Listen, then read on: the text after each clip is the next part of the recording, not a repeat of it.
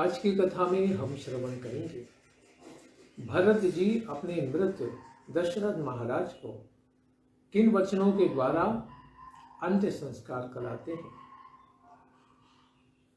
श्री वाल्मीकि रामायण कथा में अयोध्या कांड 76वां अध्याय है। जब भरत अत्यंत विलाप करते हुए कैकेयी को दोष दे रहे थे और संतप्त हो रहे थे, तभी ऐसे भरत से वक्ताओं में श्रेष्ठ कुलगुरु महर्षि वशिष्ठ ने उत्तम वाणी में भरत से कहा, महायशस्वी राजकुमार, तुम्हारा कल्याण हो। अभी यह शोक छोड़ो, क्योंकि इससे तो कुछ होने जाने वाला नहीं है। अब समयोचित कर्तव्य पर तुम्हें ध्यान देना होगा। राजा दशरथ के शव को दाह संस्कार के लिए ले चलने का उत्तम प्रबंध करो। वशिष्ठ जी का वचन सुनकर धर्मज्ञ भरत ने पृथ्वी पर पड़कर ही उन्हें साष्टांग प्रणाम किया और मंत्रियों द्वारा पिता के संपूर्ण प्रेत कर्म का प्रबंध करवाया।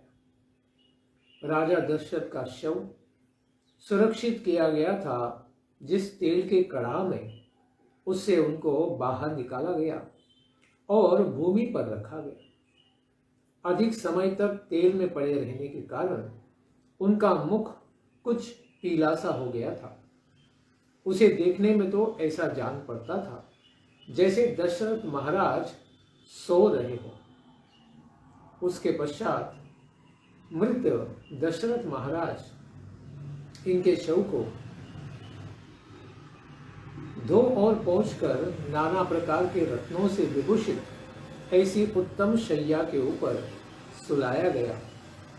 उनके पुत्र भरत अत्यंत दुखी होकर विलाप करने लगे। राजन, मैं तो परदेश में ही अपने नैनीहाल में था और आपके पास भी पहुंच नहीं पाया था, तब तक ही कि आपने धर्मज्ञ भगवान श्री राम और महाबली लक्ष्मण को वन में भेजकर आपने इस तरह स्वर्ग में जाने का निश्चय कैसे कर लिया। महाराज, अनायास ही महान कर्म करने वाले पुरुष सिंह भगवान श्री राम, इन्होंने इस हीन और अत्यंत दासपूर्ण भाव वाले सेवक को छोड़कर आप कहां चले जाएंगे। तात, आप स्वर्ग को चल दिए और श्री राम ने वन का प्रस्थान किया। ऐसी दशा में आपके इस नगर में निश्चितता पूर्वक प्रजा के योगक्षेम की व्यवस्था कौन करेगा। राजन, आपके बिना यह पृथ्वी विधवा के समान ही हो गई है, अतः इसकी अभी कोई शोभा नहीं हो रही है। यह पुरी भी मुझे चंद्रहीन रात्रि के समान ही श्रीहीन प्रतीत होती है। इस प्रकार दीनचित्त होकर अत्यंत विलाप करते हुए भरत से महामुनि वशिष्ठ फिर कहते हैं, महाबाहो, इन महाराज के लिए जो कुछ भी प्रेत कर्म करने योग्य है उन्हें बिना विचारे शांत चित्त होकर तुम्हें करना चाहिए। तो उसके पश्चात बहुत अच्छा कहकर भरत ने वशिष्ठ जी की आज्ञा शिरोधार्य स्वीकार की और ऋत्विज, पुरोहित और आचार्य सबको इस कार्य के लिए जल्दी करने को कहा। राजा की अग्निशाला से जो अग्नियां बाहर निकाली गई थी, उनमें ऋत्विजों और याजकों द्वारा विधि पूर्वक हवन किया गया। तत्पश्चात महाराज दशरथ के प्राणहीन शरीर को पालकी में बिठाकर परिचारक गण उन्हें स्मशान भूमि को ले चले। उस समय आंसुओं से उनका गला रूंध गया था और मन ही मन उन्हें बड़ा दुख हो रहा था। अब तो केवल एम्बुलेंस में ले जाते हैं। और उनकी पालकी भी नहीं बनाते बहुत सारे लोग। मार्ग में राजकीय पुरुष राजा के शव के आगे आगे सोने चांदी तथा भांति भांति के वस्त्र लुटाते चलते थे। स्मशान भूमि में पहुंचकर चिता तैयार की जाने लगी। किसी के चंदन लाकर रख दिया तो किसी ने अगुरु, कोई कोई गुग्गुल तथा कोई सरल पद्मक और देवदारू की लकड़ियां ला लाकर चिता में डालने लगे, अपना अपना सहयोग देने लगे। यही प्रथा थी कि सब लोग एक एक लकड़ी लाकर उसमें लगाते थे। कुछ लोगों ने तरह तरह के सुगंधित पदार्थ लाकर वहां पर छोड़े। इसके बाद ऋत्विजों ने राजा के शव को चिता पर रखा। उस समय अग्नि में आहुति देकर उनके ऋत्विजों ने वेदोक्त मंत्रों का जप किया। अभी तो बहुत सारे दाह संस्कार बिना पंडित बिना ब्राह्मण की संपन्न हो जाते हैं, बस कैसे ही करके जला दो। तो ये भी भूत प्रेत ज्यादा बढ़ने का कारण है कलयुग में, कि वेदोक्त पद्धति से इस प्रकार अग्नि में आहुति दिए बिना ही सीधा मृत देह को जला दिया जाता है। लेकिन यहाँ स्पष्ट रूप से वैदिक विधि को समझाया गया है कि उसके पश्चात सामगान करने वाले विद्वान शास्त्रीय पद्धति के अनुसार ही साम श्रुतियों का गायन करने लगे। इसके बाद चिता में आग लगाई गई। तदनंतर राजा दशरथ की कौशल्या आदि रानियां बूढ़े रक्षकों से घिरी हुई यथा योग्य शिबिकाओं तथा रथों पर आरूढ़ होकर नगर से निकली और शोक से संतप्त हो स्मशान भूमि में आकर अश्वमेधांत यज्ञों के अनुष्ठाता राजा दशरथ के शव की परिक्रमा करने लगी। साथ ही ऋत्विजों ने भी उस शव की परिक्रमा की।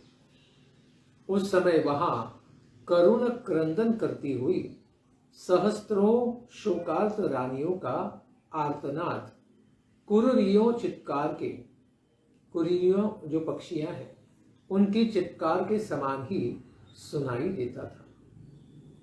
तो कहा जाता है कि दशरथ महाराज की 303 पत्नियां थी, तो सभी ने इस प्रकार से क्रंदन किया कि जो पक्षियों के समान रुदन स्वर प्रकट हुआ। दाह कर्म इस प्रकार से संपन्न किया गया। इसके पश्चात विवश होकर रोती हुई वे सारी पत्नियां राजरानियां बारंबार विलाप करके सवारियों से ही सरयू के तट पर जाकर उतरी। अंत्य संस्कार के बाद सब जल के पास गए। भरत के साथ सारी रानियां, मंत्रियों और पुरोहितों ने भी राजा के लिए जलांजलि दी।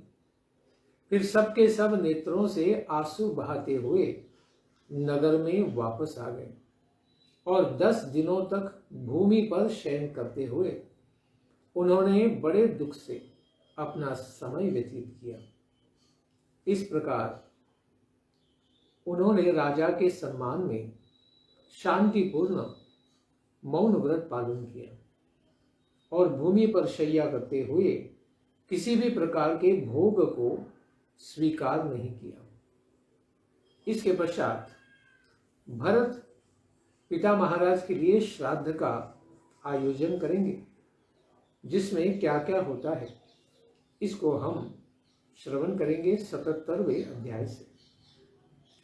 तदनंतर दशाह व्यतीत हो जाने पर राजकुमार भरत ने 11वें दिन आत्मशुद्धि के लिए स्नान किया और एकादशाह श्राद्ध का अनुष्ठान किया।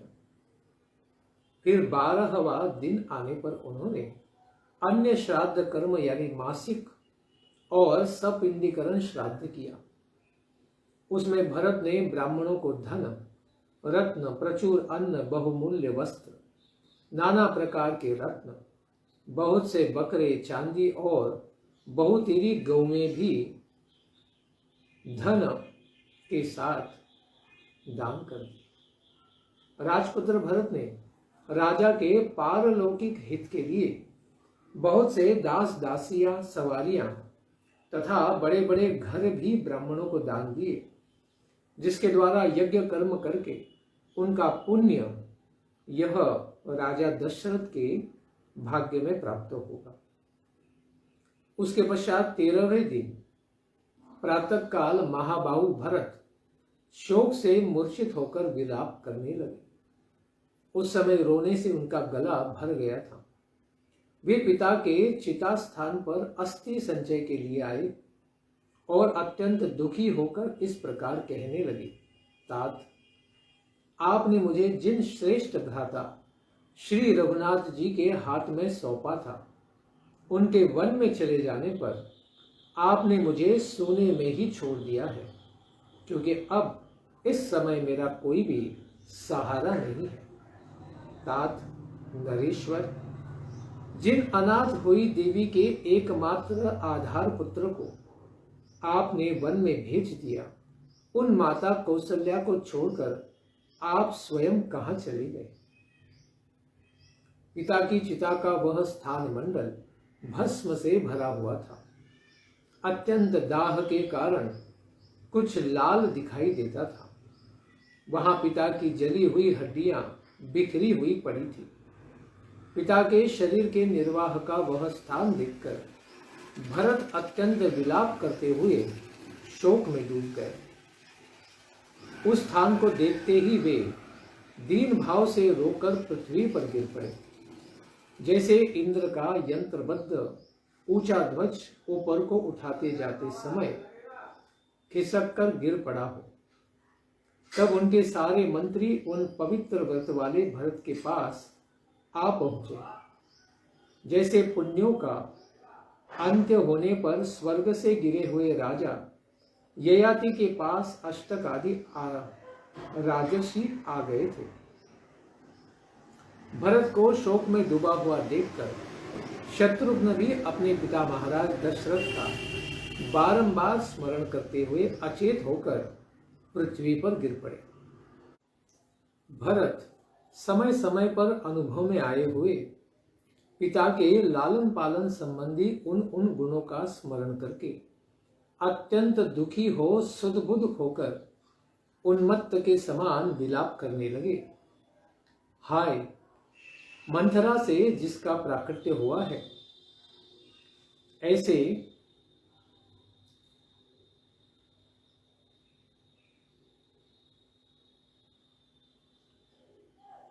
कई रूपी ग्राह से जो व्याप्त है तथा जो किसी प्रकार भी मिटाया नहीं जा सकता, उस वरदानमय शोक रूपी उग्र समुद्र ने हम सब लोगों को अपने भीतर निमग्न कर दिया है।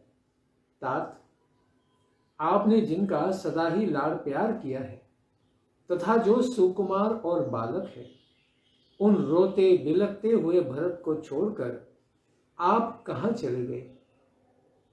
भोजन, पान, वस्त्र और आभूषण, इन सबको अधिक संख्या में एकत्र करके आप हम सब लोगों से अपनी रुचि की वस्तुएं ग्रहण करने को कहते थे।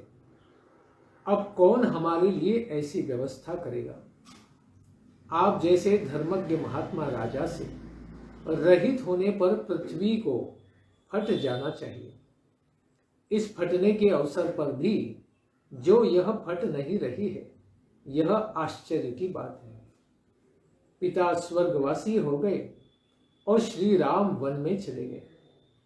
अब मुझ में जीवित रहने की क्या शक्ति है? अब तो मैं भी अग्नि में ही प्रवेश करना चाहूंगा। बड़े भाई और पिता से हीन होकर इक्ष्वाकु वंशी नरेशों के द्वारा पालित इस सोनी अयोध्या में मैं प्रवेश नहीं करूंगा। मैं तपोवन को ही चला जाऊंगा। उन दोनों का विलाप सुनकर और उस संकट को देखकर समस्त अनुचर वर्ग के लोग पुनः अत्यंत शोक से व्याकुल हो उठे। उस समय भरत और शत्रुघ्न दोनों भाई विषादग्रस्त और थकित होकर टूटे सींगों वाले दो बैलों के समान ही पृथ्वी पर लौट रहे थे। उसके पश्चात दैवी प्रकृति से युक्त और सर्वज्ञ वशिष्ठ जी, जो इन श्री राम आदि के पिता के पुरोहित थे, भरत को उठाकर उनसे इस प्रकार बोले, प्रभु, तुम्हारे पिता के दाह संस्कार हुए यह 13वां दिन है। अब अस्थि संचय का जो शेष कार्य है उसके करने में तुम यहां विलंब क्यों लगा रहे हो?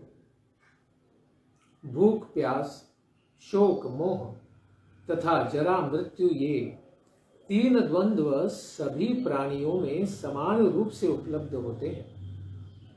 इन्हें रोकना सर्वथा असंभव है। ऐसी स्थिति में तुम्हें इस तरह शोकाकुल नहीं होना चाहिए। तत्वज्ञ सुमंत्र ने भी शत्रुघ्न को उठाकर उनके चित्त को शांत किया तथा समस्त प्राणियों के जन्म और मरण की अनिवार्यता का उपदेश सुनाया। उस समय उठे हुए वे दोनों यशस्वी नरश्रेष्ठ वर्षा और धूप से मलिन हुए 2 अलग अलग इंद्र ध्वजों के समान ही प्रकाशित हो रहे थे। वे आंसू पोंछते हुए दीनतापूर्वक वाणी में बोलते थे।